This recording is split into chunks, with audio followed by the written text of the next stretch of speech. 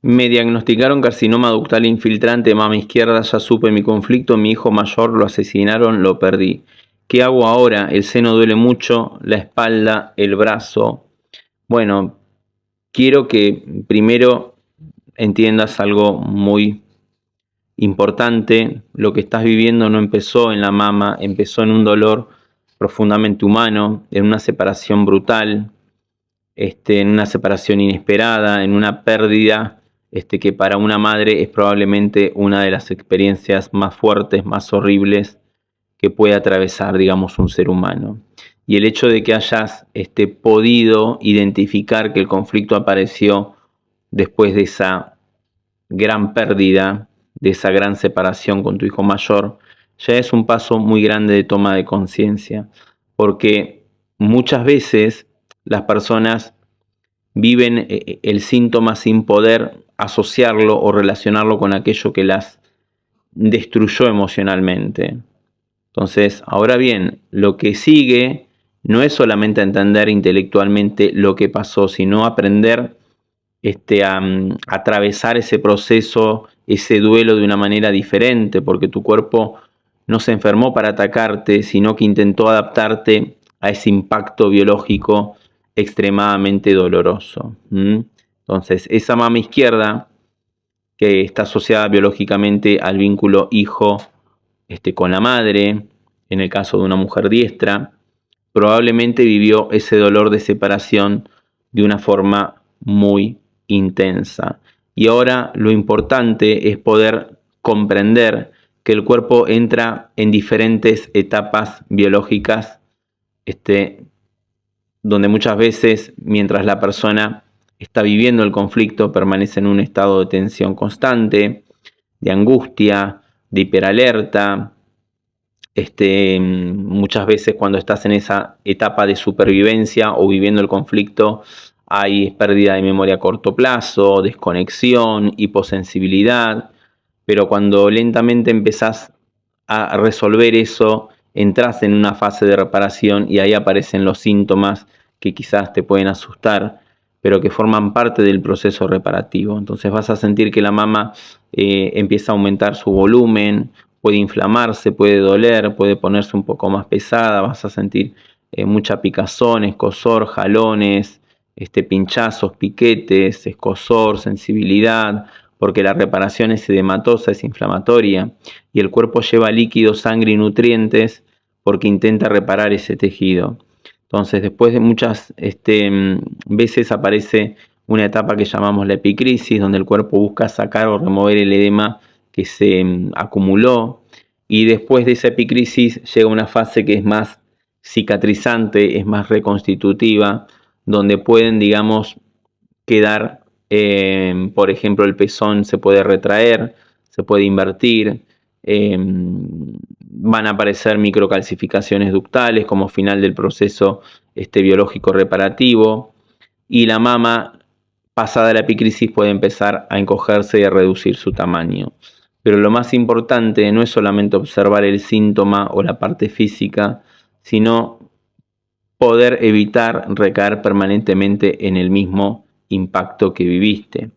¿Y qué significa recaer? Significa entrar todos los días al mismo dolor como si el hecho estuviera, digamos, ocurriendo nuevamente.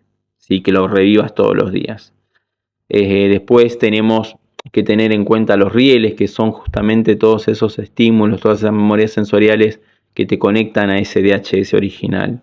Una foto, una fecha, una canción, una conversación, una imagen mental, una culpa, una escena repetitiva en tu cabeza. Y claro que vas a recordar a tu hijo, porque una madre jamás deja de amar o de acordarse de su hijo, pero una cosa es recordar desde el amor y otra muy distinta es revivir constantemente ese shock biológico desde la desesperación, porque el cuerpo no distingue entre lo que ocurrió hace un tiempo y algo que emocionalmente seguís viviendo todos los días como en tu presente, ¿sí? Y ahí es donde comienza el verdadero trabajo interno, ¿sí? Aprender a resignificar lo ocurrido sin destruirte en ese proceso. Y también quiero hablarte del dolor de espalda y de brazo que me manifestaste, porque muchas veces después de un conflicto tan fuerte aparece una enorme desvalorización. La espalda representa lo que sentimos, que tenemos que cargar, lo que tenemos que soportar, sostener, y muchas madres sienten literalmente que ya no pueden más con el peso emocional que llevan encima. Y el brazo muchas veces también empieza a expresar una desvalorización porque dejamos de moverlo por ese dolor, por miedo, por incomodidad y porque sentimos que ya no pudimos, digamos, proteger, ¿sí? O ya no podemos sostener, o ya no pudimos salvar al otro. Entonces el cuerpo empieza también un proceso biológico en todas esas partes, ¿sí? Pero ahora bien, la parte más importante de todo esto es que no alcanza solamente con entender el conflicto. La verdadera transformación de alguna manera ocurre cuando cambias la manera en la que vivís tu vida, ¿sí? Después de este acontecimiento, porque muchas veces la enfermedad aparece como una oportunidad enorme de transformación, para un cambio profundo. Y sé que esto puede sonar fuerte, pero muchas personas pasan años complaciendo a otras o a todos, callándose, sosteniendo vínculos que quizás las destruyen, viviendo para otros y están desconectadas de sí mismas, sobreviviendo en vez de viviendo, y llega un momento donde el cuerpo dice, así no va más, es un freno biológico, entonces el síntoma aparece como una adaptación inteligente frente a eso que emocionalmente quizás no estaba, digamos, pudiendo resolver la persona de otra manera. Y ahí es donde tenés que, digamos, comprender, ¿sí? Porque de alguna manera existen dos caminos.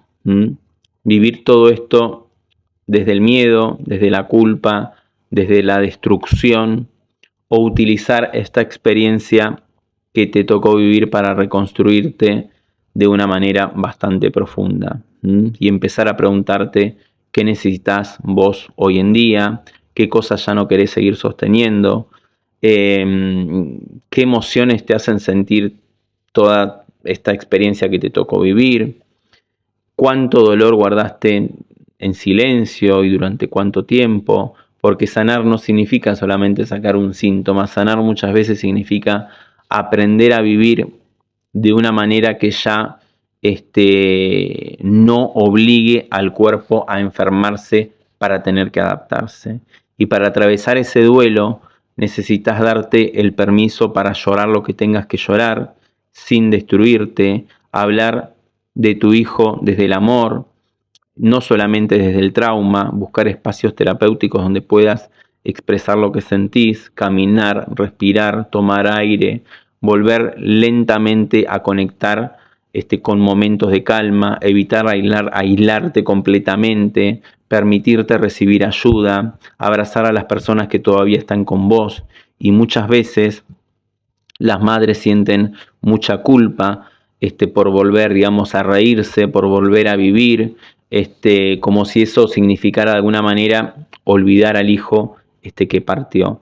Pero eso es de alguna manera poder honrar la vida de tu hijo, y eso también implica que vos puedas seguir viviendo, porque tu hijo no necesita una madre destruida, tu hijo necesita que el amor que quedó en vos pueda transformarse en algo que te permita seguir adelante, ¿sí? Y aunque hoy sientas que no podés, el cuerpo tiene una enorme capacidad de reparación. Cuando la persona deja de vivir como en una situación de guerra, y logra transformar todo eso que le tocó atravesar en algo positivo, ¿sí? Entonces esto es una invitación para que puedas transformar todo ese dolor en algo positivo, para que de alguna manera eso permita que puedas honrar a tu hijo, ¿sí?